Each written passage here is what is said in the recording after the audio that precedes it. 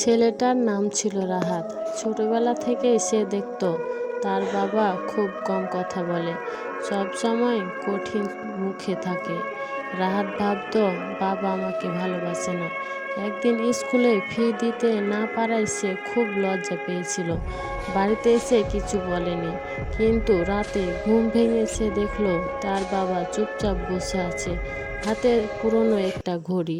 সেই ঘড়িটা ছিল বাবার সবচেয়ে প্রিয় জিনিস। পরদিন সকালে রাহাতের হাতে টাকা দিয়ে বাবা শুধু বলল, পড়াশোনা ঠিকমতো করিস। বছর কয়েক পরে বুঝতে পারল যে মানুষটা কখনো ভালোবাসা বলেনি, সেই নিজের সব কিছু চুপচাপ ত্যাগ করেছে তার জন্য। সব ভালোবাসা মুখে বলা হয় না, কিছু ভালোবাসা নীরব ত্যাগে লুকিয়ে থাকে। আমার ভিডিওটি কেমন লাগলো অবশ্যই কমেন্টে জানাবেন, আর ভিডিওটি ভালো লাগলে অবশ্যই শেয়ার করে দিবেন। ধন্যবাদ।